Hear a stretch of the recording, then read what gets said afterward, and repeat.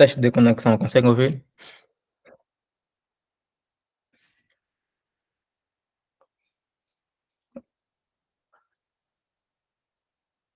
Great. Bom dia a todos, sejam bem-vindos a mais uma sessão. Vamos introduzir dois novos tópicos para o dia de hoje. Mas antes de começarmos, né, para hoje nós temos algoritmos de ordenação, fórmulas matemáticas envolvendo XOR e GCD. Mas antes disso, gostaria de receber um feedback da vossa parte relacionado à aula passada, que foi truques e técnicas em matrizes e manipulação bit a bit.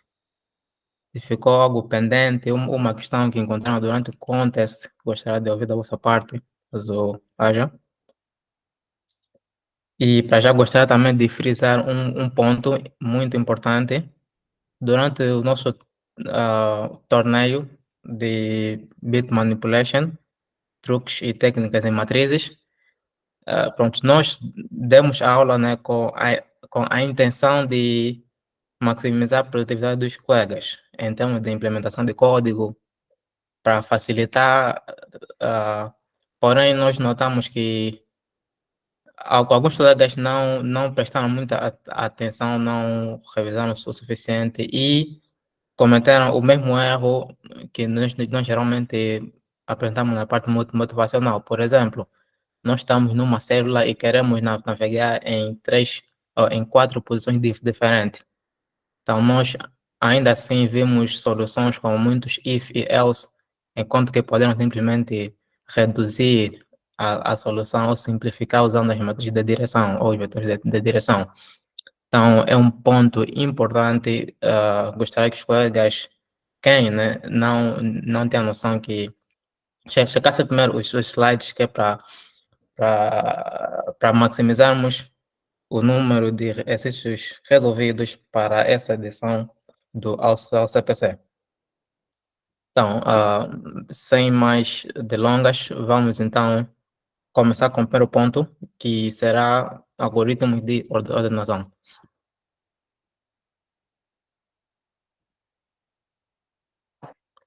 Acredito que os colegas conseguem ver o slide, deem um feedback, muda de slide. Great. Então, vamos a isso. Certo, temos aqui um problema motivacional ou uma questão, né? Dado o seguinte array, ordene de forma crescente.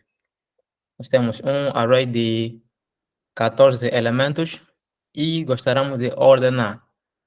A ordenação final seria 0, 0, 1, 1, 2, 2, 4, 5, 5, 6 e 7, 7. Gostaria primeiro de ouvir da vossa parte como é que ordenaríamos esse array. Alguma ideia? Como é que esse array seria ordenado? Qual a técnica que usaria? Ok, Edmilson, faz por favor. Sim, normalmente nas linguagens de programação, eu vou falar da linguagem que eu mais uso, que é o C++, tem um método sort, ele aplica, digamos que uma ordenação com uma complexidade muito boa, que é n log n, né, nesse caso. E acredito que serviria para esse caso, porque os elementos iguais vão em posições diferentes. Então, com sorte, ele poderia ordenar dessa maneira. Certo, muito obrigado. Certo, usando os algoritmos de ordenação, né, como merge sort, quicksort, algoritmos de complexidade n, log n, podemos ordenar, mesmo o bubble sort aqui funciona, selection sort também funciona, porém, nós não especificamos ainda qual seria o tamanho máximo do nosso array, né? Agora, imaginem se o tamanho do array fosse tão grande que não permitisse utilizar uma solução que passa em ordem n log n. Porque nós, por exemplo, um problema, né? Um array de de tamanho talvez 10 elevado a 5, certo? Nós podemos utilizar n log n, só que se nós aumentarmos mais um pouquinho o tamanho, vai chegar uma fase em que vai dar tempo limite excedido. Então, existem casos especiais em que os, os, ah, os algoritmos de complexidade, ou os algoritmos linearímicos não são suficientes para passar a questão, né? Como, por exemplo, é a função sort. Então, nem sempre ele vai conseguir ordenar. Então, certo, imaginemos que, ok, identificamos, tentamos sortear, mas deu TLE. Então, qual seria a abordagem para superar isso? E olhem que não temos várias saídas. E geralmente, quando dá TLE usando um quicksort ou merge sort, já é problema grande. Então, isso é apenas uma motivação, né? Ah, devemos primeiro fazer algumas observações, né? Pronto. Deu TLE. Então, vamos analisar que tipo de array se trata, quais são os limites que nos são dados. E com isso nós podemos utilizar outros algoritmos que para assim nós conseguimos solucionar. Então, com isso nós introduzimos a ordenação por contagem, também conhecido como counting sort. Então, counting sort é um algoritmo de ordenação não comparativo, diferente do merge sort e quick sort ou bubble sort, que geralmente nós fazemos comparação entre dois elementos. O counting sort ele se baseia na premissa de que as chaves a serem ordenadas são números inteiros em um intervalo relativamente pequeno. Então, e ao invés de compararmos elementos diretamente, nós iremos usar uma abordagem para determinar a posição final de cada elemento. Por exemplo, aqui, né? Nesse array dado, nós podemos ver que o limite entre os valores estão de quanto? De 0 até 7.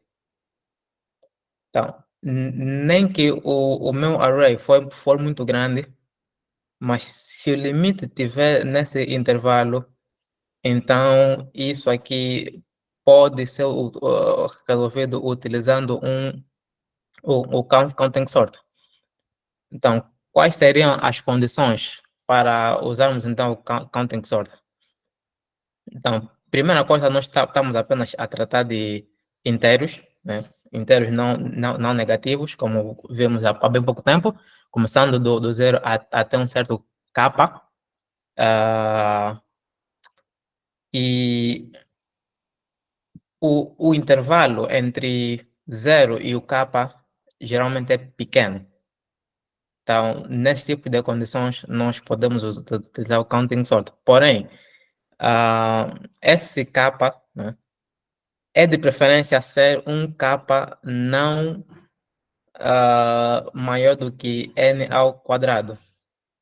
É de preferência o kappa ser menor do que n ao quadrado, onde n é o número de elementos do nosso array. Então, esse é um ponto importante que é para frisar aqui. Veremos com mais detalhes. Como é que funciona o counting sort? Imagina que nós temos esse array de 14 posições. Considerem n o tamanho do nosso array e kappa o maior elemento presente no array. Ok, aqui escrevi elemento, mas sabem que é elemento. Então, primeiro passo seria determinar qual é o maior elemento presente no array. Os colegas sabem qual é o maior elemento presente no array? Conseguem notar? Qual é o maior elemento nesse array? 7, great. Então, o 7 é o maior elemento e notem um padrão. Notem um padrão. Pelo fato do kappa ser pequeno, geralmente existem repetições. Notem que as células que têm a mesma cor, eles fazem parte do mesmo conjunto. Não sei se os colegas já notaram isso. Mas pronto, nós temos aqui o 7, só que o 7 está repetido 2 vezes. Então, para nós efetuarmos, né, o counting sort, o primeiro passo seria contar a frequência dos elementos distintos. Existem duas formas de contar, ou várias. A abordagem mais simplificada ou mais ingênua seria utilizando dois loops. Porém, acho que isso aqui já é do conhecimento de todos, né? Que geralmente quando nós queremos contar a quantidade de frequência, desculpa, não a quantidade de frequência, quando queremos contar a frequência dos elementos distintos, nós utilizamos o Frequency Array. Isso foi dado na parte um do nosso treinamento. Então, não sei se os colegas conseguem ver, mas podem me dizer quais serão as frequências desse nosso array. Nesse caso, por exemplo, aqui, nós temos o 1, está repetido quantas vezes? 4.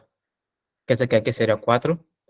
O 0 está repetido 2 vezes, então aqui é 2. Aqui, o 2 está repetido quantas vezes? Também 2 vezes. E depois o 3, 3 está repetido, não tem 3 no nosso array, então fica 0. E o 4 tem uma vez e assim sucessivamente, né? Com isso, nós teremos um frequency array desse jeito.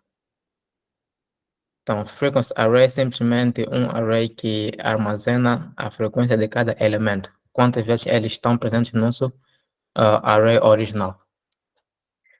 Então, e para codar o frequency array, nós já sabemos, né? E para já, o primeiro passo que nós fizemos foi determinar a capa, nesse caso, o maior elemento. Nós podemos fazer isso usando essa nossa STL. Os colegas também podem usar um loop e terá de 0 até a posição, depois ver quem é maior, mas como nós aprendemos STL, então podem simplesmente determinar isso em uma linha. Depois disso, né, o tamanho do nosso frequency array deve ser equivalente à capa, nesse caso, o maior número encontrado. E podem ver que, geralmente, os vetores ou os arrays têm quer dizer, vamos falar em arrays, têm um certo limite, né? No C++, geralmente é até 4 vezes 10 elevado a 5, se tentar, ou 10 elevado a 6, se tentares criar um array de dimensão 10 elevado a 7, vai ser um problema. Então, temos que ter aí em conta esses aspectos.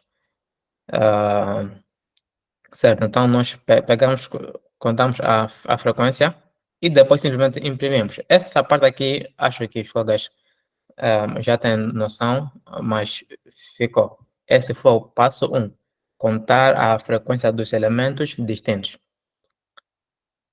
Depois disso, um momento de reflexão. Então, como saberemos, usando o array de frequência, onde é que as posições dos elementos iniciam ou iniciariam? Por exemplo, aqui, nós temos esse frequency array. O 2 está repetido 2 vezes, 1 4 vezes, o 2 2 vezes, 3 0 vezes, 4 uma única vez. Então, será que os colegas conseguem determinar um padrão? Como é que eles são posicionados no nosso array ordenado? Por exemplo, aqui, o 0 está da posição 0 até a posição 1. O 1 está da posição 2 até a posição 5.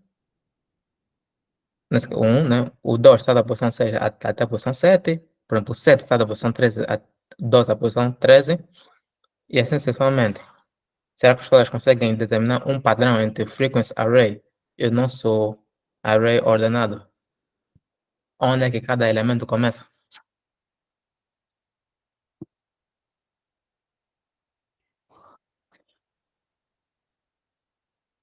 Sim, Edmilson? Tem aqui um. Desculpa só, aqui está a passar avião, deixa eu só.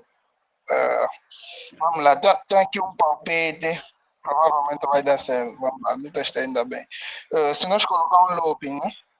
E percorrer o array de frequência, o loop começando de zero, nesse caso, independentemente da quantidade, ou do valor mínimo do intervalo, e a cada frequência, ou seja, a cada posição preencher a próxima posição do array com a frequência. Por exemplo, 2, nesse caso, apareceu 2 vezes. O zero apareceu 2 vezes. Na próxima, na posição 1, e na posição I mais 1 vai aparecer o zero, e assim sucessivamente.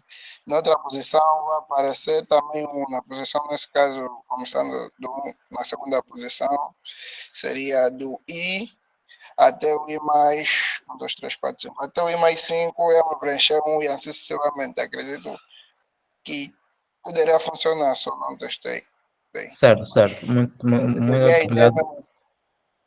A ideia é válida e funciona por acaso? Certo, funciona.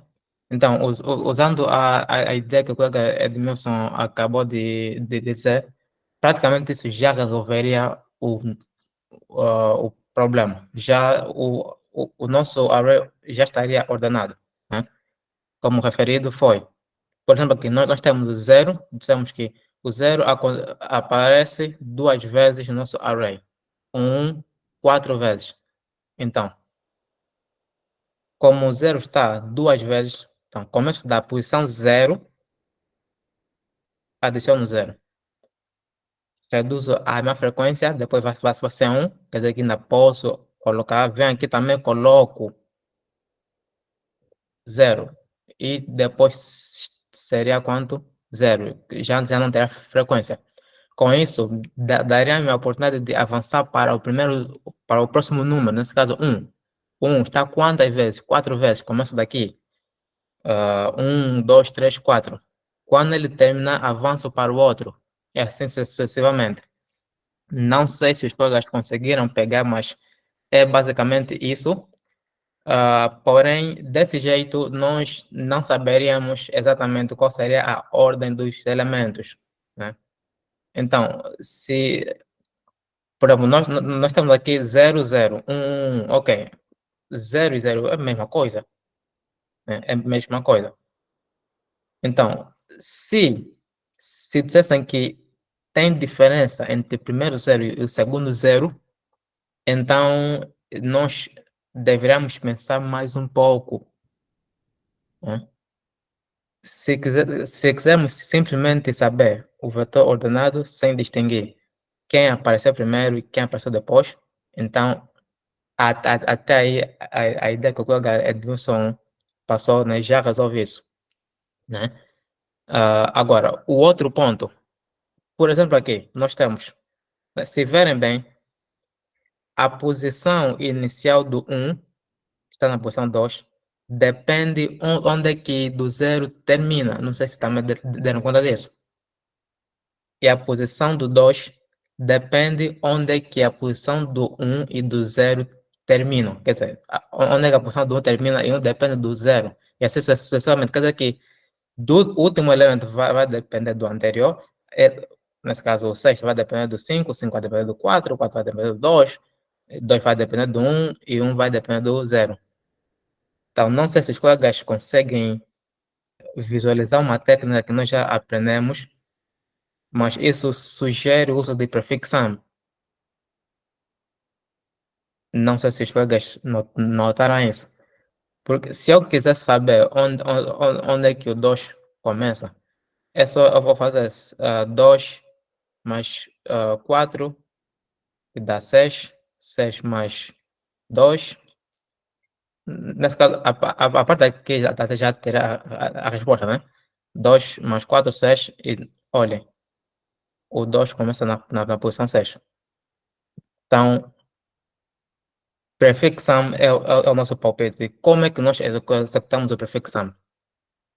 Então, prefixam, né, é simples, é só pegar, fazer uma soma acumulada, né? Fazer 2 mais 4, que vai dar 6. 6 mais 2, 8. 8 mais 0, 8. 8 mais 1, 9. 9 mais 2, 11. 11 mais 1, 12. 12 mais 2, 14. Então, essa aqui é o nosso prefixão. Agora, será que já conseguimos visualizar como é que a soma dos prefixos diz onde é que cada elemento inicia? né? Olhem para esse array e conseguem dizer onde é que cada elemento inicia.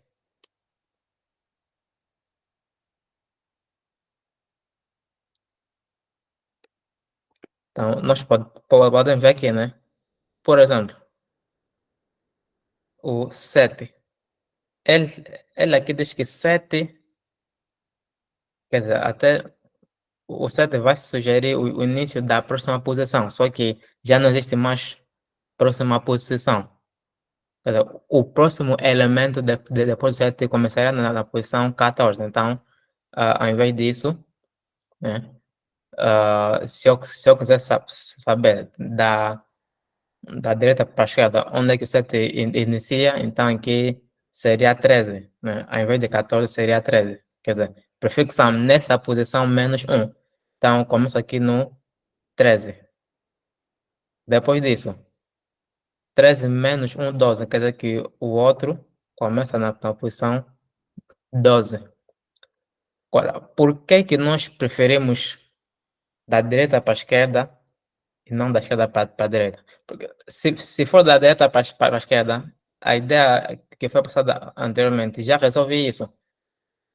Apenas estamos a avançar para o segundo passo porque nós queremos distinguir a ordem dos elementos. Quem aparece primeiro? Ok, ambos são 7, mas um deles apareceu primeiro do que o outro.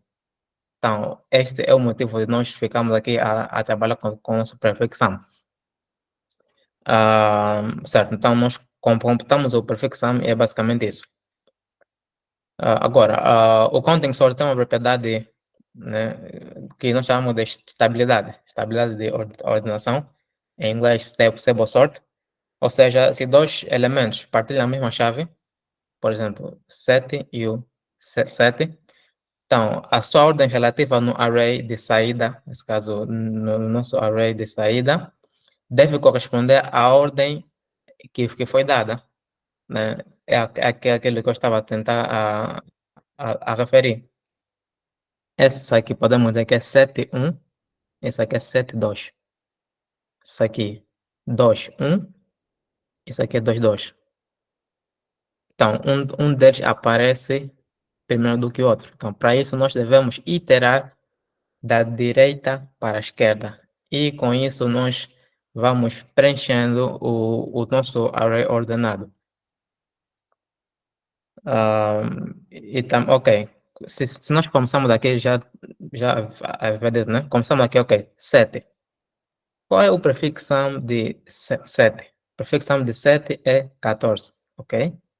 Como 14 não existe, então fizemos menos 1, 13. Quer dizer que 13 é o início do 7. Então começamos aqui. Depois reduzimos para o 12 e vemos aqui. Mas esse processo não vai ser de imediato. Tipo, essa forma aqui, né? 2 aparece duas vezes, 0 aparece duas vezes.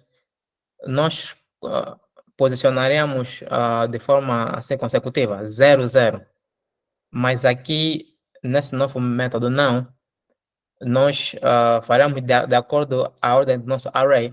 Então, aqui, primeiro é 7, ok. Vem aqui e colocar o 7, pronto. Só que depois do 7 vem o 2, quer dizer que não vou preencher a posição, a próxima posição do 7 de forma imediata. Não, não, não. Vem aqui no 2 e vejo qual é a frequência do 2. Porque a frequência do 2, ou seja, a frequência da não, o prefixo de 2, né? É só sai daqui, vem aqui 2, tá? 8.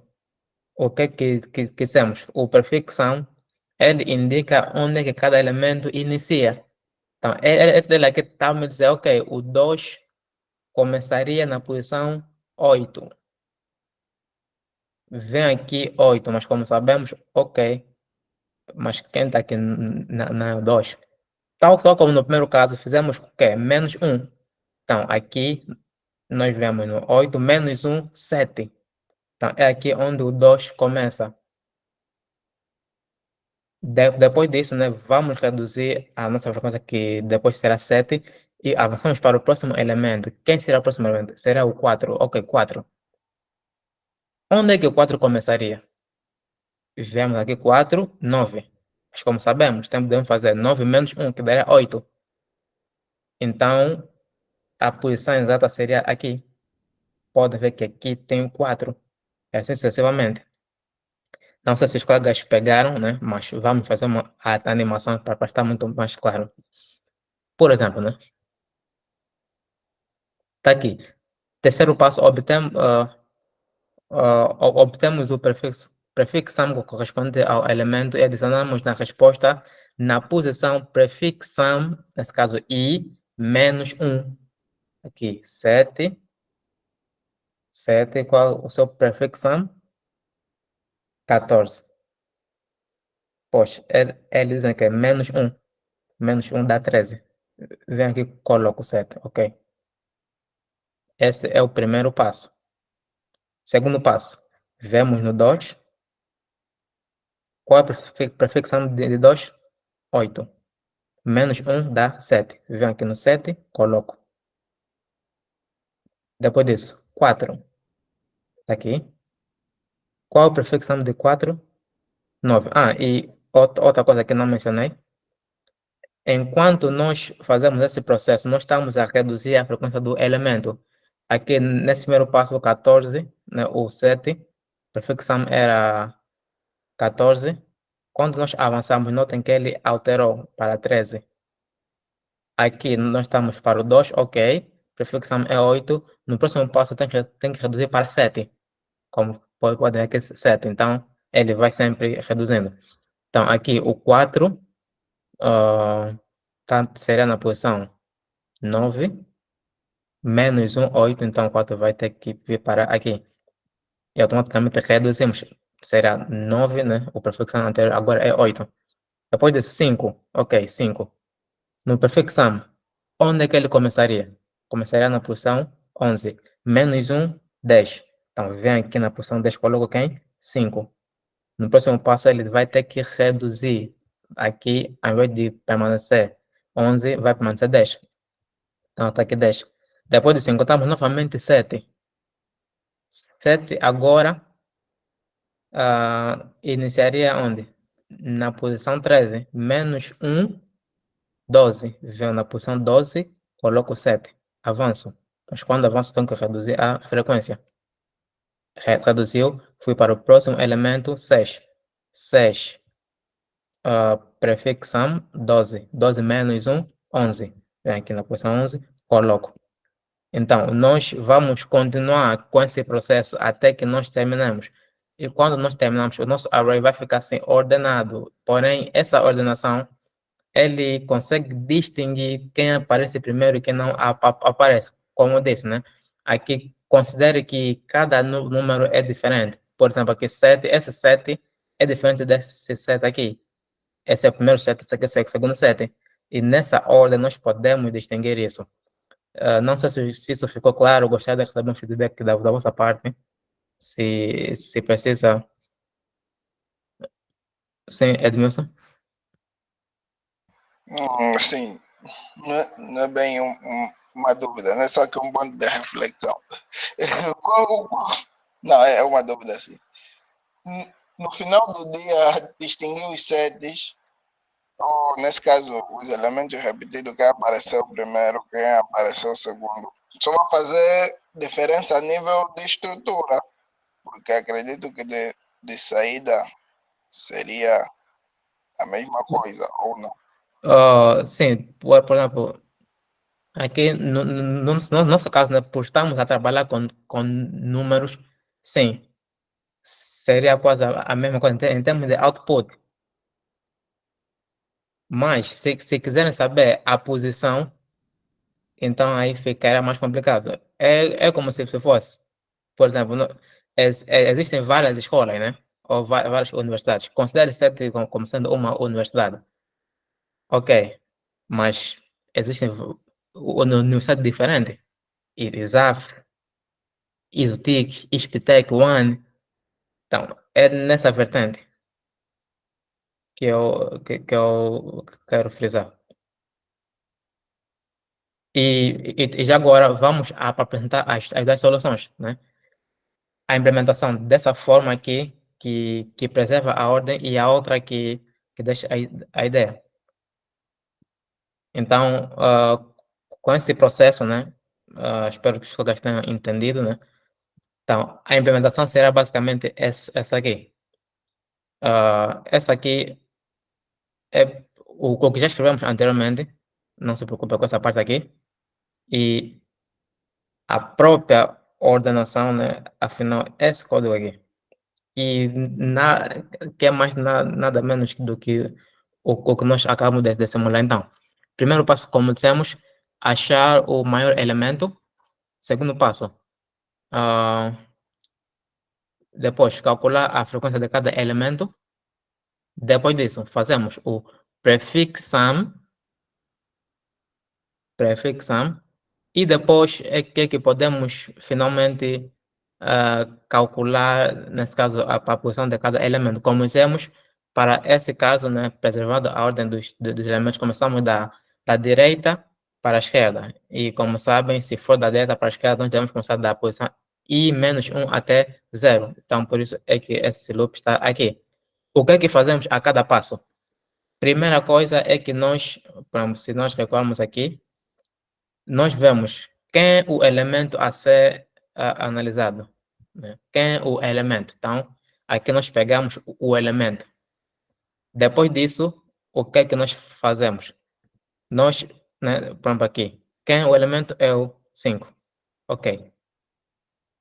Qual é o valor do 5 no nosso prefixo, nosso prefixo sum? Vamos no nosso prefix array, na posição 5, e vemos quem lá está. Esse código aqui. Né? Vamos no prefix sum e vemos quem lá está. Menos 1, que também já dissemos. Então, uma vez que eu localizei a posição, né, menos 1 está aqui, 5, vai no prefix sum, está na posição 5. Qual é o valor correspondente? 10. 10 menos 1. Vai no array ordenado na posição 10 menos 1 e coloca o 5, que é aqui, 9. Coloca. Então, esse trecho aqui. Porém, cada vez que nós fazemos isso, nós devemos reduzir a quantidade no prefixo. Espero que isso seja intuitivo, né?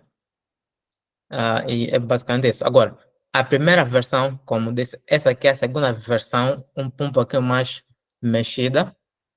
A primeira versão será simplesmente assim, muito mais curta. Que seria, ok, uma vez que nós calculamos o frequency array de cada elemento, então é só fazer, é só percorrer, né, os elementos distintos, e com isso nós vamos preenchendo o nosso array. Essa é a ideia que o colega Edmilson disse, né? Então, com mais calma, é só os colegas verem, mas posso reiterar como é que basicamente funciona. A ideia seria o seguinte: nós temos nosso frequency array, né? O nosso i começa do zero, ou seja, vou começar a preencher da posição zero. Então, veja, o zero está repetido quantas vezes? Duas vezes, quer dizer que aqui vou só sair umas, duas, e coloco tudo quem? Zero. Depois disso, vou para o próximo. Quem o próximo é um? Um está repetido quantas vezes? Quatro. Então, da posição em que eu terminei anteriormente, começo a preencher com um 4 vezes, assim sucessivamente. Então, é basicamente o que o segundo faz, porém, ele não preserva a ordem. Então, espero que isso fique claro. Então, antes de nós avançarmos, gostaria de receber um feedback da vossa parte.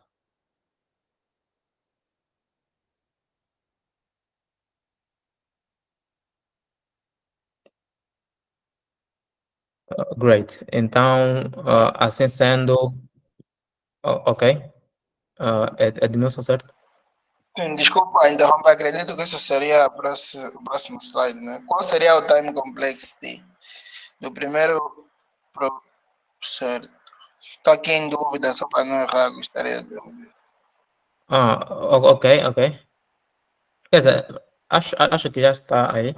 Não sei se coloquei, mas os dois têm a mesma complexidade. Oh, desculpa, eu não vi, Quer não vi, dizer, desculpa, está aqui embaixo. Ah, ok, já vi. sim. Ah, é basicamente isso.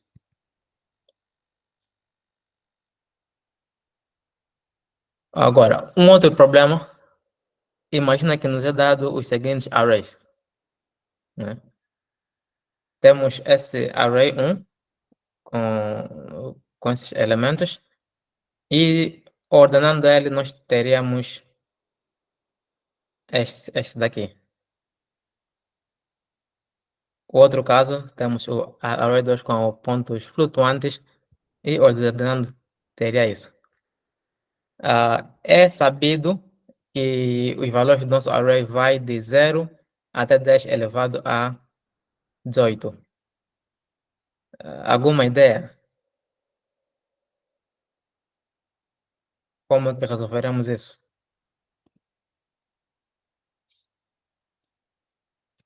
Primeira questão, será que usando o Merge Sort ou Quick Sort resolveria?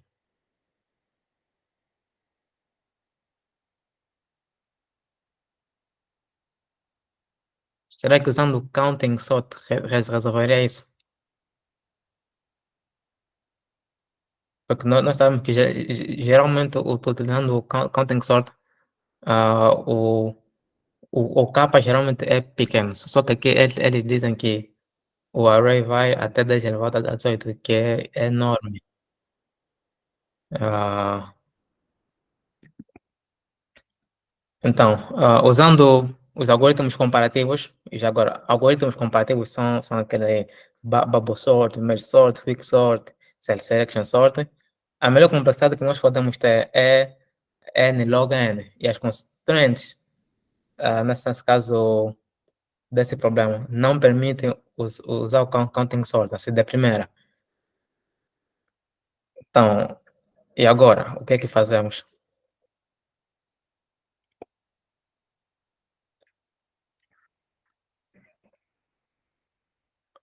Então, tal como no primeiro cenário, né, nós, ok, já que estamos em apuros, né, vamos tentar fazer uma observação.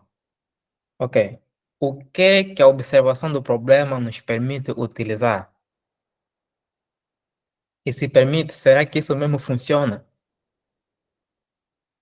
Então, várias são as vezes que nós vamos encontrar casos desse gênero, nesse caso no concurso, vamos tentar utilizar aquele sort, por exemplo, do C++, vamos levar time limit exceeded, algo do gênero.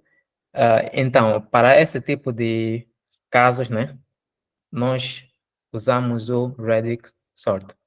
Então, o Radix Sort é um algoritmo de ordenação linear, né, que ordena os elementos processando dígito a dígito. Também é um algoritmo não comparativo, tal como o Counting Sort, e não é apenas utilizado para dígitos, nesse caso de 0 a 9. Também podemos usar para cadeias de caracteres. De tamanho fixo, né? Claro. Nós sabemos, por exemplo, para os dígitos, nesse caso, inteiros de 0 a 9, quer dizer, o limite são 10, e no caso do alfabeto, depende do alfabeto, aqui nós vamos considerar o alfabeto inglês, seria basicamente 28, se não estou em erro, e por aí fora. Outro conceito que gostaria de frisar, né? Conceito de dígito mais e menos significativos. Suponham que nos é dado um número assim, grande.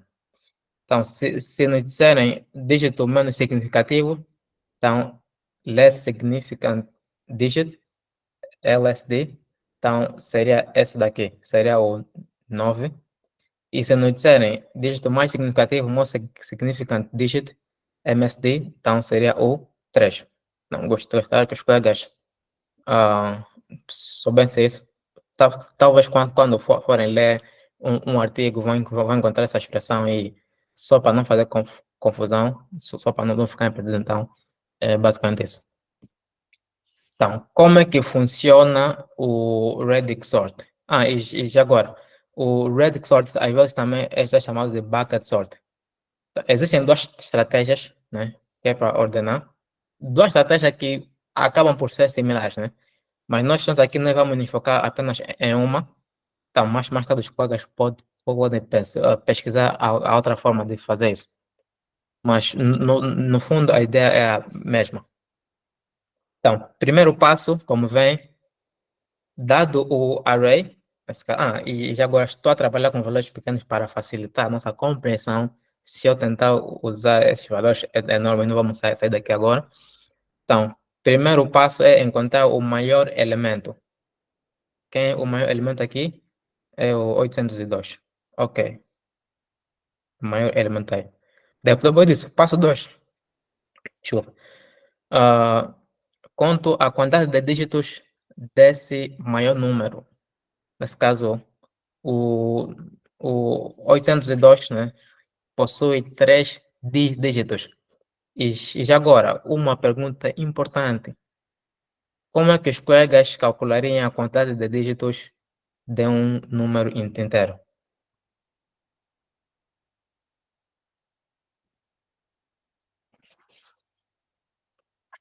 Sim, colega Edmilson.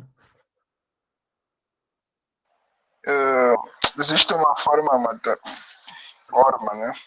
Porque não é uma fórmula, é uma forma matemática usando logaritmo de base 10. Só que devemos arredondar para baixo, porque o 9 vai dar um número flutuante, depois somar mais uma unidade. Exatamente. Certo. Então,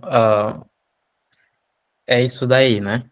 Nós geralmente usamos logaritmo, até porque faz sentido, né? Então, a cada posição, basicamente nós aumentamos uma unidade de 10, né? Então, se nós quisermos saber no final quantos dígitos nós temos, então é só pegar e fazer a relação com o logaritmo na base 10, então nós pegamos isso. Certo, então é basicamente isso. Nós temos 2, 0 e 8, começando da direita para a esquerda. Os códigos também podem começar da esquerda para a direita, não faz muita diferença, mas tem que ser uma forma que me facilite. No meu caso, essa forma é que me facilita. Então, depois disso, depois nós determinamos o maior elemento é contar a quantidade de dígitos, então vamos fazer com que todos os outros elementos tenham a mesma quantidade de dígitos, sem alterar seu valor. O 3, o número de dígitos, 3. Desculpa, o 802 tem 3 dígitos, então devo fazer com que todos os elementos tenham 3 dígitos sem alterar o seu valor. Nesse caso, o 15, posso colocar aqui 0, 0, 15, que será novamente 15. O 1, coloco 2 zeros à frente. Então, é basicamente isso que aqui temos, né? 0, 15, 0, 0, 321. 321, como já tem a mesma quantidade, não preciso adicionar nada. Então, não sei se ficou claro, mas é isso daí. Pegamos a quantidade de dígitos do maior elemento e fizemos com que os outros tenham a mesma quantidade sem alterar seu valor. Depois disso, tendo em conta aquela quantidade máxima de dígitos, então iremos ordenar as posições dos dígitos nas mesmas. Nesse caso, primeiro vamos começar com índice 0, nesse caso do número, por exemplo, primeiro vamos ordenar todos os elementos baseando-se no índice 0, depois no índice 1 e, por final, no índice 2. Então, pegando a primeira posição, né, tá aqui 1, 9, 0, 3 até o 5, ok. Esse aqui é o nosso array original. Agora, vamos tentar ver os elementos e ordenar. Nessa sequência, o maior quem é? Considerando simplesmente dígito na posição 0, podemos ver que é o 9. Então, pegamos esse valor aqui, 10, nesse caso 109, e colocamos na primeira posição. Depois do 9, quem será o segundo maior? Podemos ver que é o 5. Pegamos o 5, colocamos aqui 15. Depois do 5, tem 4, não tem 4, 3. Tem 3 sim, está aqui. 3. Então, pego esse, colocamos aqui. Depois disso, vem quem? Vem o 2, né? Só que aqui tem 2, 2, tenho o 2 duas vezes. Aqui tem o 2 duas vezes. Então, para essa iteração, estou a considerar da direita para a esquerda. Então, vou colocar o 2, né? Como só está trabalhando com data de 10, nesse caso 1, então vou colocar desse jeito. Então, 2 e depois 802. Depois disso, nós temos o 1. Começando daqui, temos um. Se nós avançarmos, né, um está aqui. Depois disso, quem será o próximo? Está aqui um. Colocamos aqui. E depois temos mais esse um. Colocamos aqui. Será que tem mais um? Já não tem. Então, altero e vou para o zero. Começando daqui. Onde é que está zero? Está aqui zero. Pego, coloco aqui. Depois disso, zero. Está aqui o último zero. Zero e coloco aqui. Então, esse é o primeiro passo, que é muito importante. Antes de eu avançar, gostaria de saber da parte dos colegas se perceberam esse passo.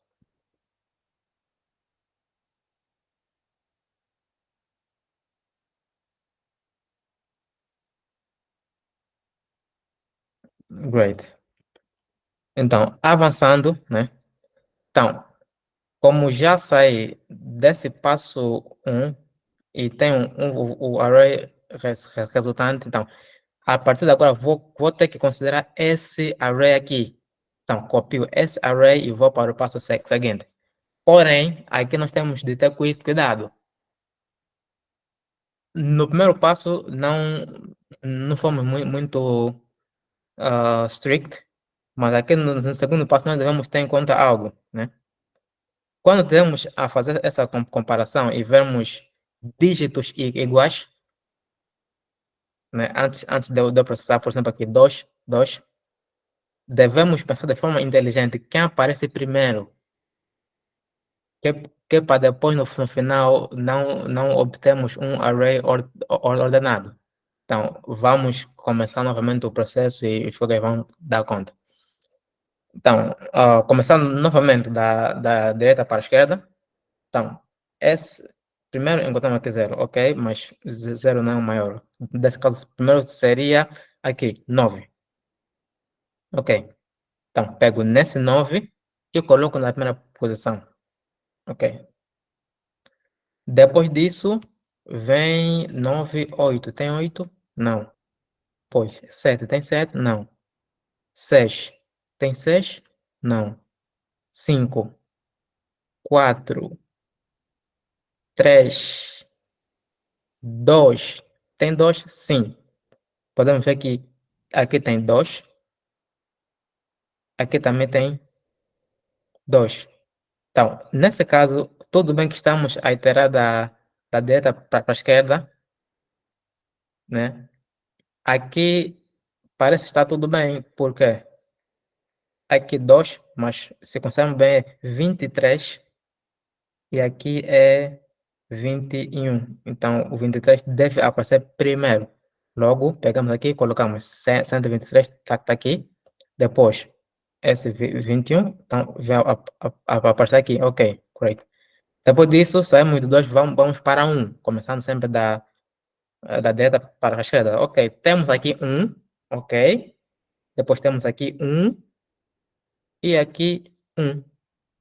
Agora, devemos ver qual é a ordem dele. Aqui é basicamente 15, 11 e 10. Parecem estar na ordem correta, então coloco os três aqui já, né? 15, o 11 e o 10. Ok. Depois do 1, vou para o 0. Ok, agora aqui no 0 é que as coisas começam a ficar um pouquinho complicadas. Tem aqui 0, ok. Aqui também tem um 0, 0 e 0. Só que se eu simplesmente pegar, ok, 0,9, coloco aqui. Depois disso vem o 0,2, né? Colocamos aqui. Só depois é que vem 0,1. Ok, para esse caso não causou problema. Mas se o 0,1 viesse antes do 0,2, a nossa resultante não seria assim, né? Se tentarmos simplesmente percorrer desse jeito. Então, para os algoritmos, nesse caso, para os stable sorting algorithms, nós devemos ter atenção a isso. Quando nós temos mesmo dígitos, nós devemos pensar de forma inteligente quem aparecer primeiro. Para os casos dos números, né? Quando estou já no segundo dígito, então, estou a considerar unidades de 10. Então, primeiro vou comparar os dígitos. Se forem iguais, vejo em termos de peso quem tem mais peso do que o outro. Então, esse sim é que vem primeiro, nesse caso considerado de forma crescente. Próximo e aquele que último passo. Vamos lá agora. Vamos pegar na posição 2, né? 0, 1, 2. Quem será o maior elemento? Aqui podemos ver que será o 8. Ok, então, como já não tem ninguém, colocamos aqui. Depois disso, 8, 7 não tem, 6 não, 5 não, 4 também não, 3 tem sim 3, está aqui como é o único, pegamos simplesmente nesse valor aqui, colocamos, ok. Depois vamos para o 2. Tem 2? Não. Depois 1. Tem 1? Sim, tem vários. Ok. Notem que aqui nós temos quem? 109. Primeiro já. Só que aqui depois nós temos 123. Então não podemos simplesmente pegar o 109 e vir colocar aqui. Não, não, não. Se fizermos isso, o nosso array não vai estar ordenado. Então, seria uma boa ideia nós pegarmos 123, porque 123, se considerarmos as três unidades, ele tem mais peso do que 109. Então, 103 vem primeiro e só depois é que vem o 109. Então, colocamos aqui. Depois disso, vamos para a próxima unidade, que seria para 0. 0, ok, 0, nós temos 0,15. Depois 002, 011, 001 e 090. Como vem, também aqui é mesmo problema. Então, dentre todo mundo que começa com 0, quem seria o maior? Quem será o candidato máximo? Podemos ver que é esse daqui, 090. Então, 090 é que vem aqui, depois é que vem o 015, depois 011, depois 010, depois 02, tá aqui, e por fim 001. Não sei se os colegas pegaram onde é que eu quero chegar, né? Depois, quando nós terminamos esse processo, teremos o array ordenado desse jeito. Podemos ver que esse array está ordenado. Será que ficou claro o funcionamento? Great. Então, é basicamente isso. Agora, cabe a cada um, né? Pronto. Esse for o funcionamento, então, depois disso tem que ver a implementação. Nós podemos implementar de forma diferente, usando Redux, mas no final nós devemos ter algo assim. Se não considerarmos essa parte aqui, eu frisei, se considerarmos simplesmente assim, percorrer da direita para a esquerda, nós, nós, nós notaremos que para aqueles que começam com o mesmo dígito, notaremos que algumas partes não vão estar ordenadas. Então, essa parte aí nós devemos fazer algo a mais. Uma possível implementação seria essa aqui. Então, para o Radix Sort, né, nós geralmente podemos utilizar outros algoritmos para servir de auxiliares. Nesse caso, nós decidimos usar o Counting Sort. no fundo dos panos. Desculpa, acho que alguém tem uma questão. Visto que estamos a passar várias vezes no array, isso não demanda uma grande complexidade temporal? Ah, não, não, porque devido à quantidade de dígitos. Então, nós podemos ver que existem apenas 10 dígitos, e se vamos a nossa constraint, né? Se estamos a falar de número, ok, o número é 10 elevado a 18, quer dizer que no máximo teremos apenas 18 dígitos. Então, por isso é que a complexidade não é assim ruim. Pronto. Seria quadrática, tudo bem, mas como estamos a tratar, estamos a nos referir a dígitos e posições nesse caso, ah, isso faz com que a complexidade não seja ruim. E vamos já ver aqui, nesse código, vamos tentar explicar com mais calma. Por exemplo, primeiro, né, nós achamos o maior elemento que vai ser apenas uma única vez. Nesse caso aqui, complexidade de qual é? Linear, right?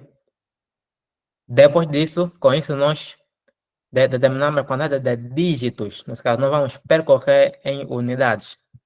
Dependendo do número, nesse caso de M, supomos que M é o 802, ok? Quer dizer que esse meu for loop só vai percorrer 3 vezes. Só vai percorrer três vezes. Aqui também poderá utilizar a fórmula que o colega Edmilson frisou, mas é do nosso conhecimento que exponencial e logaritmo são friend, né? Uma é inversa da outra. Por isso é que prefiro trabalhar desse jeito, e também que é para evitar aqueles seal, mais um, ou floor. Certo, então, esse meu for loop, no pior dos casos, com base as constraints, serão, vai percorrer 18 vezes, certo? Depois disso, internamente, ele utiliza o counting sort. Ok, passo o meu array. Notem que o nosso array, nós estamos a passar por referência. Na passagem por referência, nós não fazemos a cópia do array. Então, está aqui. Isso aqui vai ser constante, porque só estou a passar o endereço. Ok. Depois disso, aqui, vou criar um array. Para criar esse array, precisarei de uma complexidade linear. Então, já saímos do número de dígitos vezes n, né? Que é o que aqui está, d vezes n. O frequency array também sabemos que a complexidade é linear. Então, se essa aqui é linear, essa aqui também é linear, no final das contas eu vou ter linear. E o mesmo acontece com os outros. Notem que aqui é tudo linear. Então, complexidade linear, né, está aqui, vezes a quantidade de dígitos que terei. Agora, se o teu array for muito grande, tipo um array com dígitos 10 elevado a 3 milhões, aí sim, nesse caso aí, mas é quase impossível para os nossos concursos. Não sei o que é que isso representaria, então seria quase um caso impossível. Por isso é que Radix Sort para esse tipo de caso seria a melhor opção. Não sei se ficou claro para o colega Adelino. Se tiver uma questão adicional, pode expor. Great. Então, para sorting algorithms é basicamente isso, né? E como referi inicialmente, o Radix Sort pode também ser usado para ordenar strings. E no caso, considerando o alfabeto inglês, né, nós temos quantos caracteres nós vamos trabalhar e por aí fora.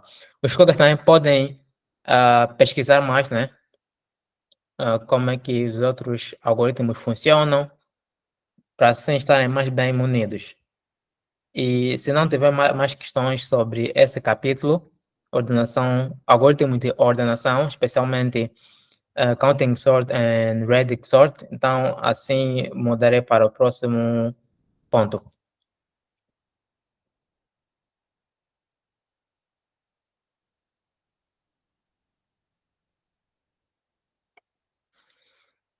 Ok, então como aparentemente não há mais questões, eu vou fazer a mudança. Desculpa, e antes de avançar, gostaria de frisar algo. ah, Aqui na implementação. Então, uma vez que o Redic Sort utiliza o Counting Sort, e nós vimos duas variantes do Counting Sort, os colegas podem simplificar essa implementação. Então, esse é um ponto que eu quis mencionar. Por exemplo, nós aqui, nós vimos essa primeira implementação que preserva a ordem, mas depois temos a outra que não preserva. Logo, nós podemos simplificar essa implementação, mas não vou fazer isso, né? Porque isso vai levar muito tempo.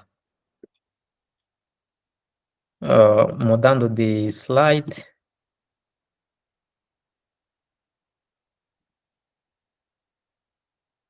Conseguem ver o novo slide? Fórmulas matemáticas. Ok.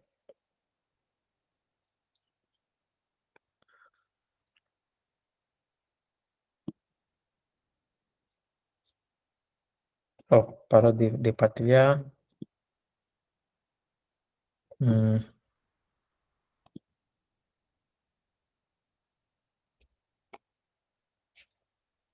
Acredito que desse jeito. Ok. Voltou a partilhar. Certo. Fórmulas matemáticas. Primeiro vamos começar a mexer com combinatória. Então, a motivação são as questões mais frequentes.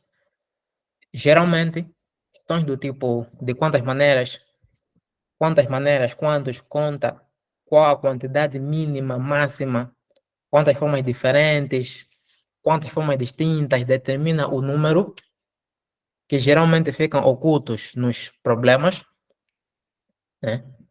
Esse tipo de problemas fazem com que, quer dizer, nos pedem que é para enumerar certos objetos, né? E enumerar um por um geralmente chega a ser muito cansativo. Para já, se tentarmos fazer à mão, para inputs pequenos, nós até conseguimos gerar na boa. Só que quando o input aumenta, então torna-se um processo cansativo. E também, se tentamos implementar de forma assim, naive, ou a implementação ingênua que nós temos, geralmente nós recebemos tempo limite excedido, né?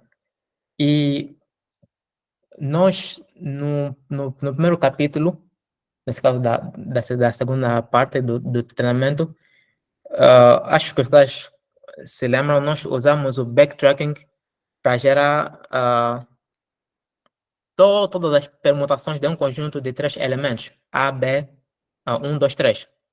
Nós criamos uma árvore e geramos tudo aquilo. E tem a complexidade 2 elevado a n, que levaríamos tempo limite excedido na... Bom, então é quase a mesma situação. Então, com isso, para resolver esse tipo de problema, né? Como vimos da outra vez, a solução era uma fórmula zeta, né? Geralmente as soluções são códigos bem pequenos.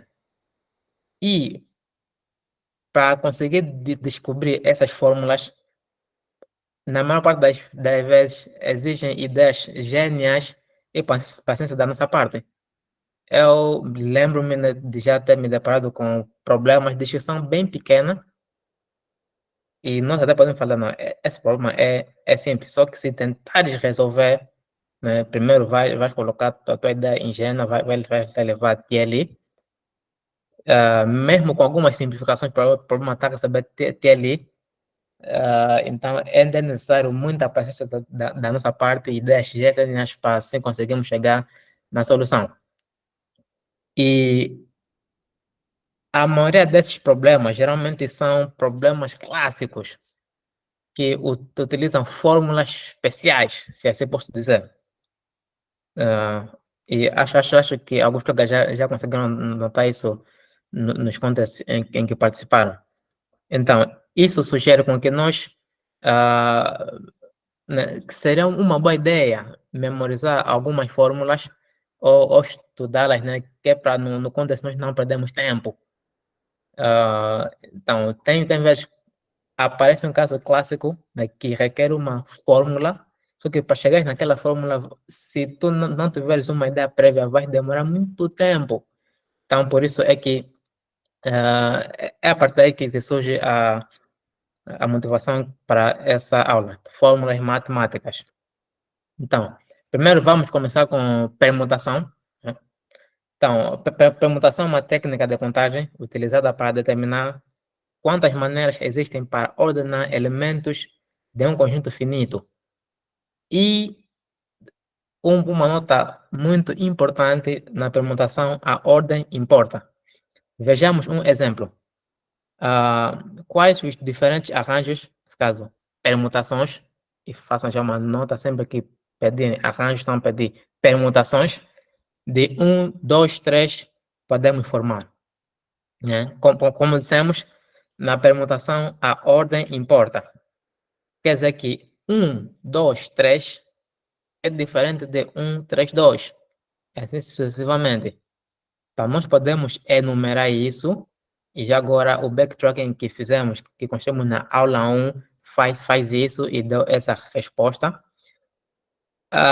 Podemos fazer isso na boa à mão, mas agora, e se nos for dado esse input aqui? No contexto necessitado disso, né? A complexidade seria, por exemplo, tem um colega que ativou o mic,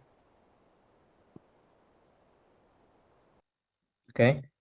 Certo, se o caso fosse essa aqui, se tentarmos enumerar um por um, isso será muito cansativo, como já vimos anteriormente. Então, uma forma assim simples será usar a regra do produto. Então, temos três posições, né? Então, a primeira posição terá três possibilidades.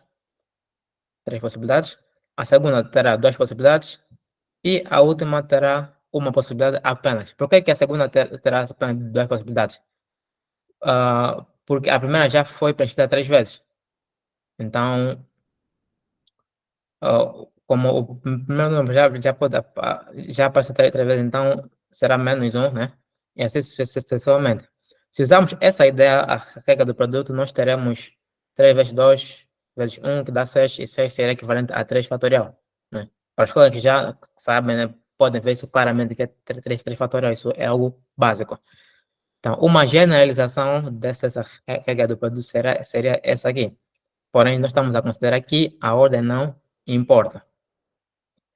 Um outro problema seria, por exemplo, dado os dígitos de 1 a 6, quantas placas de carro de comprimento 4 podemos formar? Então, existem apenas 4 posições para 6 dígitos disponíveis. Então, na primeira posição, nós vamos colocar quanto? 6, depois 5, 4 e depois 3. Notem que esses 4 primeiros é suficiente para preencher a quarta posição. Isso automaticamente vai nos dar a resposta. Agora, por que nós continuamos aqui 2 vezes 1, depois dividir por 2 vezes... Quer dizer, é basicamente a equivalência, né? Então, de uma forma generalizada, né? De uma forma generalizada, para que funcione com qualquer input, né? Então, seria o fatorial a dividir pelo fatorial da outra parte que, infelizmente, não vai ser possível adicionar na regra do produto, nesse caso, o 2, né? Tamanho, que são 6 dígitos possíveis, menos 4, sobram 2. Por isso é que aqui nós estamos a dividir por 2. Então, uma generalização, nós temos aqui a fórmula da permutação para contar as maneiras possíveis. E, no caso de repetição ser permitida, atenção que no primeiro caso, para todos esses casos, nós consideramos que não é permitido repetir. E por isso também é que fomos decrementando aqui os números. No caso de ser permitido a repetição, né? Vejamos, por exemplo, no primeiro caso, primeira posição vai ter 3 possibilidades. Como é permitido repetir, quer dizer que na segunda posição também teria 3 possibilidades e depois também teria três possibilidades. Se vemos bem, 3 vezes 3 vezes 3 será 3 elevado a k ou a n. Então, por isso é que temos essa fórmula aqui. Seria importante nós termos em atenção isso. Depois, nós temos combinação, né? Combinação, permutação são quase a mesma coisa, só que na combinação a ordem não importa, né? A ordem não importa. Então, se na permutação a ordem, né? Se temos esse arranjo, 1, 2, 5, é diferente de 2, 1, 5. Por isso é que nós conseguimos fazer essa enumeração aqui. Quer dizer, são exemplos diferentes, não vamos bater bem, mas, por exemplo, se fosse aqui, né? 1, 2, 3 e 1, 3, 2, os elementos que estão na primeira enumeração ou no primeiro arranjo são iguais ao do segundo. Porém, por estarem em posições diferentes, faz com que eles sejam maneiras diferentes. Só que aqui para a combinação é a mesma coisa. Então, só importa quem está presente. Aqui, 1 está presente, 2 está presente, 5 está presente. Se no outro também tiver, então, consideramos ser a mesma coisa. Então, é algo que nós devemos ter em atenção. Agora, um outro problema, né? Se tivermos 4 estudantes, quantas formas existem? Primeiro, vamos tentar selecionar um estudante. Temos no total 4 estudantes e queremos selecionar um estudante. Simples, primeiro escolho o primeiro estudante, depois o segundo, o terceiro e depois o quarto. Isso seria simples. Agora, se dos 4 estudantes nos pedirem para selecionar 2 estudantes cada, né, para formar pares, então o caso seria já um pouquinho mais demorado. Primeiro com o segundo, primeiro com o terceiro, primeiro com o quarto, depois o 2 com 3, o 2 com 4, depois o 3 com o 4, sucessivamente. Existem 6 formas possíveis. E já agora, essa forma de nós escolhermos chama-se, quer dizer, nós usamos essa denotação, né? C4 choose 2. Mas também, algo que nós podemos visualizar aqui, por exemplo, quando nós usamos o bubble sort, geralmente nós temos 2 loops. Né? Um que sai de 1 até o n menos 1 e o outro que sai do i mais 1 até o n. E se verem bem, é quase a mesma coisa que está acontecendo aqui. 1, 1, quer dizer, começou do 1, terminou no 3. E aqui, se começou do 1, começa do 2. Aqui, começou do 2, começa do 3. E assim sucessivamente. Vamos chegar aí com mais detalhes. Uma forma generalizada para resolver esse tipo de problema, então, é usando o famoso NCR. Considere que N é o número de objetos ou estudantes e K, quantos deles devem ser selecionados. Então, podemos simplesmente resolver esse problema usando a fórmula NCR.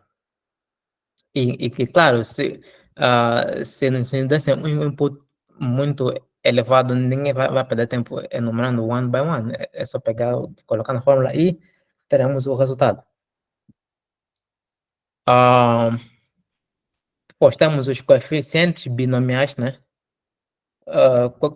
Na verdade, isso que nós fizemos aqui também pode ser classificado como coeficiente binomial.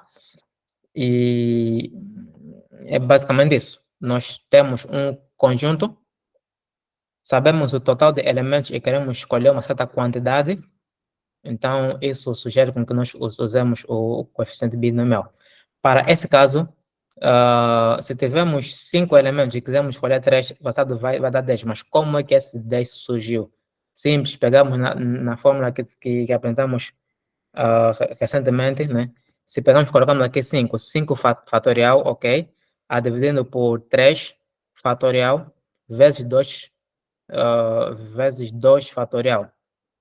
Então, nós podemos fazer algumas simplificações aí. Depois teremos 5 vezes 2, que vai dar 10. A enumeração 1 por 1 seria essa daqui. Ok. Um ponto importante é que os coeficientes binomiais, eles permitem uma recorrência ou recursividade, né? Se os colegas forem analisando a fórmula que foi dada anteriormente e foram substituindo valores, né? Suponham que tem um intervalo de 0 até n. E forem determinando, por exemplo, n choose 0, n choose 1, n choose 2 e por aí fora, notarão que haverão simetrias. Então, n choose 0 e n choose n vai nos dar 1. E algumas outras partes também darão o mesmo resultado. É só pensar na fórmula x mais y ao quadrado, né? Os seus coeficientes seria 1, 2, depois 1 e por aí fora. Ele aumenta e depois reduz. Basicamente, vamos entrar já no famoso triângulo de Pascal, mas é só verem. Então, essa fórmula aqui também pode ser determinada usando essa recorrência. Então, vamos ter uma função recursiva com caso base. Quando chegar no n e o k for 0, então podemos retornar 1, ou quando n for igual a n. E depois, é só fazer o resultado, vai ser o n choose k, e depois fazer essa recorrência. Agora, de onde é que essa fórmula sai? Vamos descobrir mais tarde. Ok, a soma dos coeficientes binomiais pode ser dada por essa fórmula aqui. Isso nós podemos notar aqui, por exemplo, 1, o 1 é 2 elevado a 0, depois 2, é só fazer a soma, que vai dar 2, depois aqui vai dar ser 4, depois aqui vai ser 6, 7, 8, que é 2 elevado a 3, e assim sucessivamente. Notaram que quando fizerem essa soma, então vão ter que a resposta geralmente é 2 elevado a n, se fizermos a soma de todas as combinações aqui.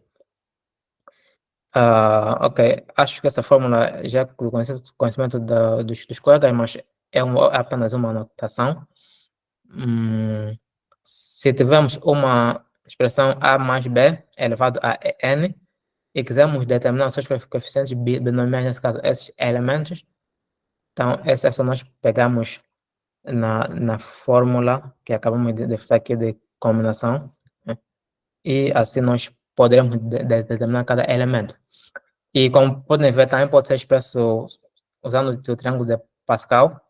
E a fórmula que nós referimos anteriormente, essa daqui, é basicamente uma relação entre os elementos do topo e os elementos de baixo. Então, se eu tiver num certo ponto que não seja o ponto inicial, né, é só eu ir para o de cima, quer dizer, vou uma linha acima e uma coluna a menos, pego o valor, mais uma linha acima, na mesma coluna e pego o valor. De que jeito? Por exemplo, estou aqui, né? Posição 1, posição 2, posição 1, posição 2. Se eu for para a posição acima, 2 seria basicamente aqui 1. Ok. Mas se eu for na posição acima, menos 1 em termos de coluna, vou ter isso aqui. Então faço 1 mais 1 que vai me dar 2. É basicamente o que essa fórmula aqui representa. Se eu tiver, por exemplo, aqui, será que é 1 mais 3, que dá 4. Se for aqui, seria 3 mais 3, 6. Aqui, 3 mais 1, 4. E assim sucessivamente. Então, uma forma de implementar isso seria usando recursividade, que é o que nós já acabamos de dizer que nós podemos usar essa recursividade na boa. Só que se for no concurso, isso vai nos dar tempo limite excedido devido à complexidade, que é 2 elevado a n, né? A cada iteração, nós que chamamos a recursão 2 vezes, tem 2 possibilidades aqui, então será a complexidade exponencial, que não acabará por ser uma boa solução. Então, vamos utilizar o poder da programação dinâmica para otimizar essa solução. Então, como não é aula de programação dinâmica, não vou entrar em muitos detalhes, mas nós podemos ver que essa relação aqui permite o uso da programação dinâmica. Estou a calcular o valor da linha atual com base no que já calculei antes. E como podemos ver, o caso básico é 1, né? Se eu tiver aqui no 1, existem pessoas que existem números acima dele, que nesse caso será, por exemplo, 0, mas por caso base, coloco 1, ok, 1. Depois disso, para a próxima linha, vejo quem está acima, ok. Aqui tem 1, aqui tem 0. 0 mais 1, 1. Venho aqui, 0 mais 1, 1. Great. Calculei a primeira linha. Vou para a próxima. 1, né? 1 mais 0, 1. Vem aqui. 1 mais 1, 2. 1, 0, né? Mais 1, 1. Assim sucessivamente. Acho que os colegas conseguiram pegar a ideia. Então, é basicamente isso que nós estamos a fazer aqui. Aproveitamos que é para usar programação dinâmica. Veremos com mais detalhes no capítulo de programação dinâmica como é que seria a implementação completa. E é importante frisar, né? Existem alguns problemas. Ok, tudo bem que já conseguiste identificar e sabes que a solução é essa fórmula aqui, NCR, mas se nos pedirem para calcular módulo um P ou M, então aí a história seria um pouquinho diferente. Um colega tem pergunta, certo? É dito?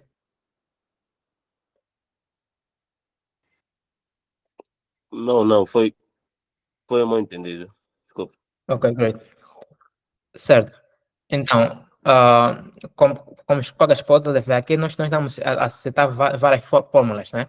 Mas na maior parte dos casos, nesse caso, nossos concursos, eles nos pedem que é para calcular módulo M, ou módulo alguma coisa. E esse módulo pode ser tão elevado. Então, se tentamos simplesmente calcular, por exemplo, aqui, a parte de cima, fazer módulo P e a dividir pela parte de baixo módulo P, isso não vai funcionar. Então, para isso, que é para nós ultrapassarmos isso, nós utilizamos o famoso inversos modulares. Isso foi referido na parte 1 do treinamento. Gostaria que os colegas, né, para mais informações e detalhes, visitassem a playlist da parte 1. E desse jeito é que nós vamos conseguir computar expressões desse gênero, módulo alguma coisa, né? O cálculo dos coeficientes binomiais. E por outra, usando a fórmula de recorrência para determinar o fatorial de cada elemento aqui, né? Primeiro calculo o fatorial de n, depois fatorial de k fatorial, depois n menos k fatorial, isso pode levar muito tempo. Então, como o fatorial não vai mudar, né? O fatorial de 5 sempre será 5, nunca vai mudar. Então, uma boa ideia seria que pré-computar todos os fatoriais. Então, pré-computo todos os fatoriais em ordem linear e quando eu chegar nessa parte, só vou já retornar. Certo. E depois também podemos usar os fatoriais inversos e exponenciação binária. Isso foi mais bem detalhado na parte, então gostaria que os colegas visitassem para não perdermos aqui muito tempo. E uma possível implementação seria desse gênero, né? Primeiro, como disse, é recomendável nós pré-computarmos o fatorial. Então, essa função que faz isso, nós pré-computamos, mas, como dissemos, para o caso seria módulo P. Então, pré-computo os fatores módulo P. Pois temos a exponenciação binária, faço inverso modular, e só assim é que eu consigo fazer o NCR. Então, depois de eu certificar que os outros pré-requisitos já estão prontos, só assim é que eu posso responder de forma constante. E problemas do gênero, quando aparecem no contexto, são poucos que geralmente resolvem esse tipo de problema, porque pensam que se pegar simplesmente na primeira parte, fazer módulo P, a dividir pela segunda parte, módulo P, acham que vão ter a resposta de imediato, que não é verdade. Então, gostaria que os colegas não esquecessem desse ponto muito, mas muito importante. O outro capítulo seria números de Catalan, ou Catalan numbers. Então, o número de Catalan numbers é igual ao número de expressões válidas com parênteses que permitem n parênteses esquerdos e n parênteses direitos. Basicamente, nós estamos à procura de expressões válidas de formar esses parênteses. Por exemplo, se nos for dado ou seja, se nos disserem que devemos utilizar 3 parênteses, nesse caso, direitos e esquerdo, então podemos ver que existem 5 formas diferentes de agrupar isso. Então, podemos ver que as formas, e essas expressões são válidas, né? Só de olhar que isso faz sentido. Agora, supomos que aqui, se esse último parênteses fosse invertido, no caso seria inválido, né? Seria inválido. Não conheço nenhuma expressão que funcionaria para esse padrão. Então, aqui apenas estamos a considerar expressões válidas. Se fosse tanto válida como inválida, no caso de qualquer posição, isso seria fácil de achar usando a regra do produto. Quer dizer, na primeira posição, teria 2 possibilidades, que seria esquerdo e direito. Depois, na segunda posição, esquerdo e direito. Depois, na terceira posição, esquerdo e direito. E depois pegaria o resultado e multiplicaria por 2, né? Porque será a mesma coisa. E é 3 esquerdo e 3 direito, no total 6. Então, 3 vezes 2. Então, mas para esse caso, como devemos simplesmente considerar expressões válidas, por isso é que a melhor forma de fazer isso é usando Catalan numbers. Problemas do gênero são muito frequentes, os colegas podem encontrar, e nem sempre eles aparecem desse jeito, dizendo que, ok, tens parênteses e queres contar a quantidade de forma válida, eles podem te dar a questão em forma de árvore.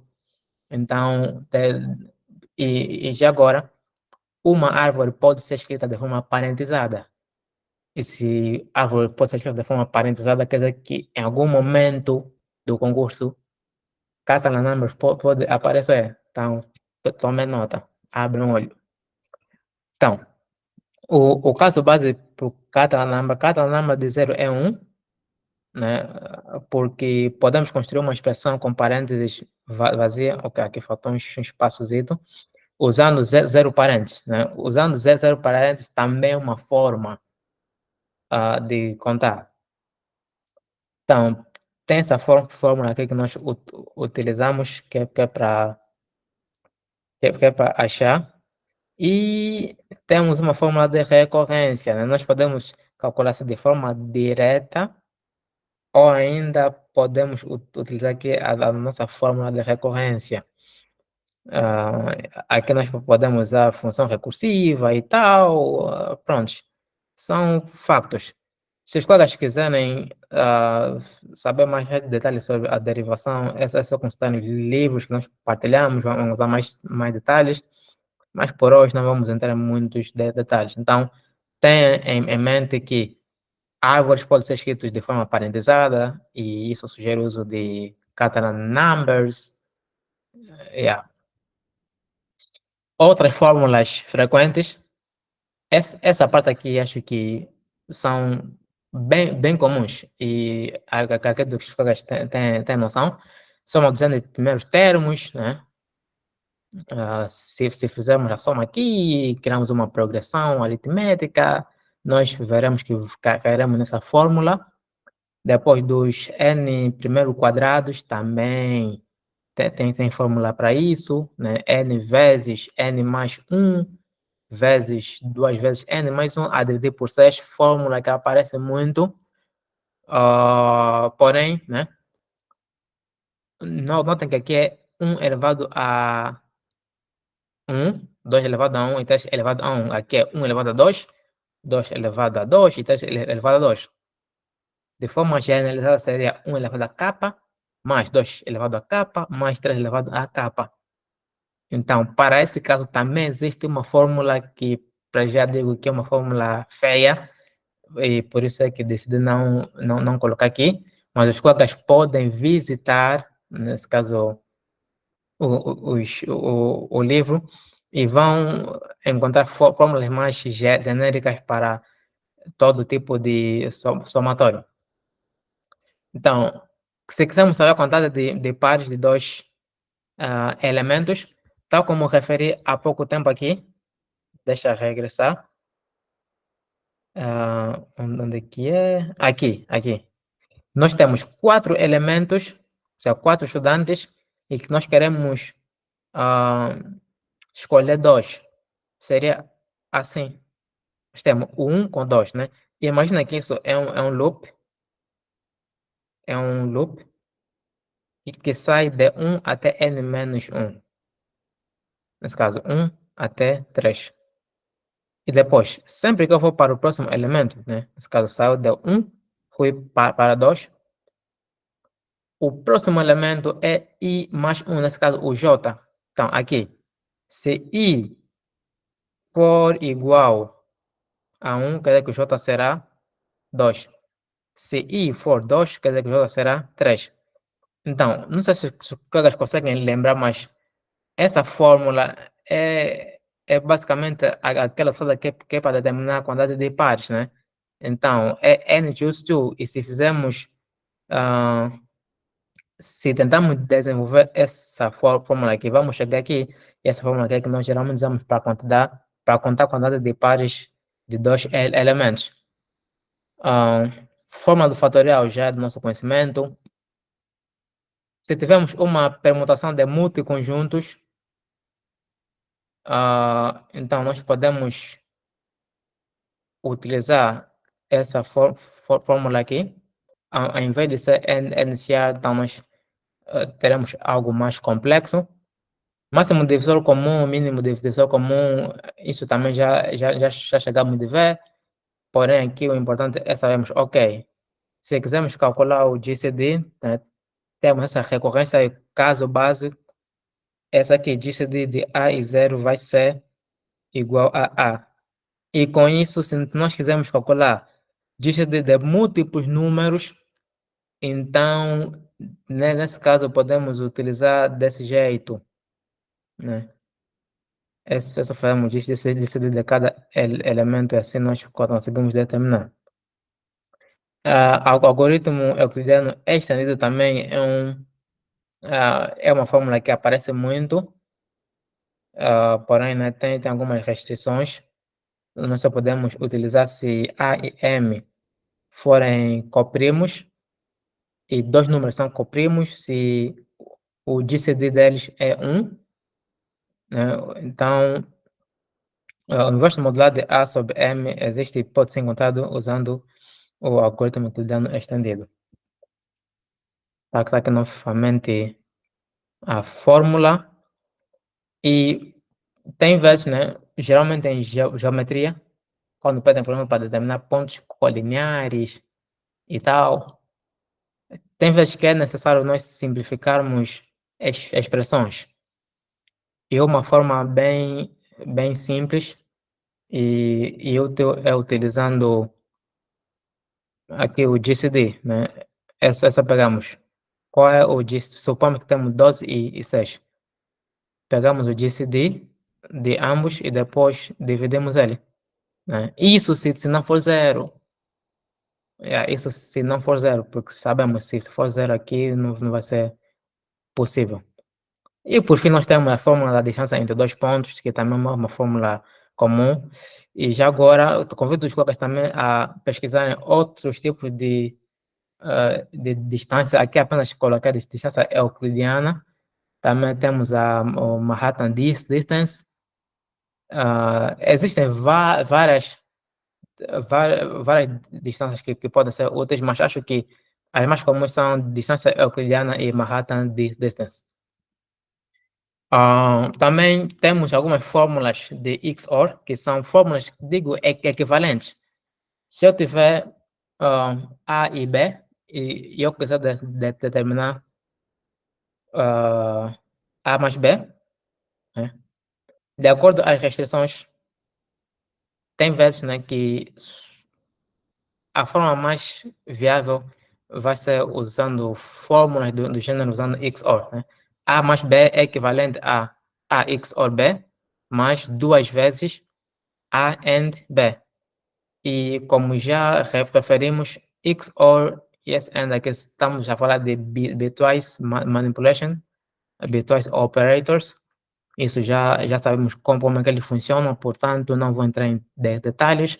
Se os colegas quiserem verificar, né, se essa fórmula funciona ou não, é só pegar aqui no source, tentar executar, ou podem escrever o vosso próprio código. E no caso de provas e tal, nós colocamos aqui algumas referências que serão benéficas que é para terem mais detalhes, né? Poderíamos entrar em detalhes, mas como sabem, a aula só pode durar no máximo 2 horas, então devemos respeitar o tempo de todos. Então, essa aqui foi a última fórmula. São várias fórmulas, cabe aos colegas irem bem munidos, né? Se notarem que uma fórmula está a aparecer com muita frequência e não vão conseguir lembrar durante o contest, não se compliquem. Peguem, façam notas, porque isso pode aparecer no contest e não terão paciência de isolar tudo, depois ainda vão ter que verificar se a fórmula está mesmo certa e tal.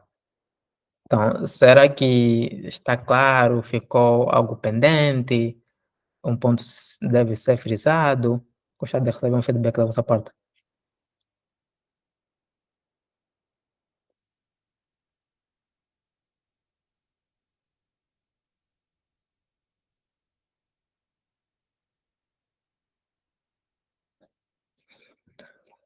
Certo, se assim não há, então há uma questão.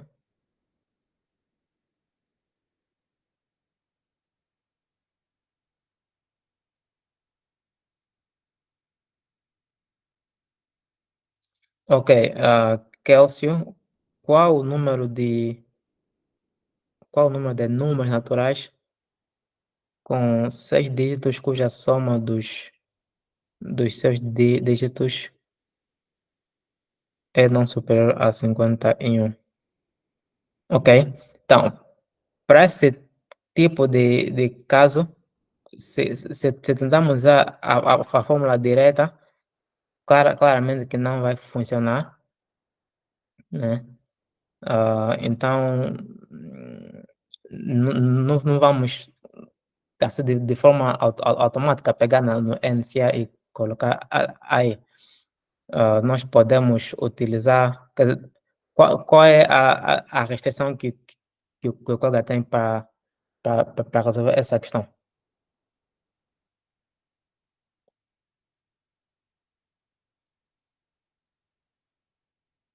E já agora, questão do gênero, nós resolvemos usando programação dinâmica, né? Nós temos a condição, quando podemos escrever o certo, se é nenhuma, então, quer dizer, a ideia inicial é essa, né? Se tentarmos usar simplesmente aquela fórmula aí, então não vai ser possível. Vamos ter que usar uma abordagem um pouquinho mais bem elaborada. Para já, a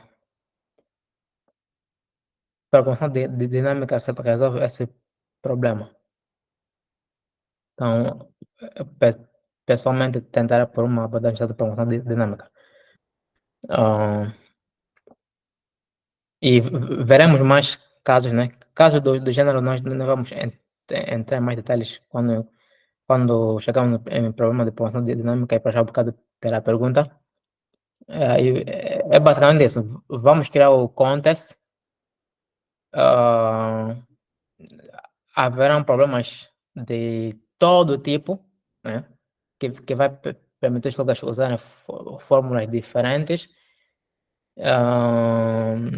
E aí é basicamente isso. Para hoje nós vemos dois tópicos: algoritmos de ordenação e fórmulas matemáticas, e vamos andando.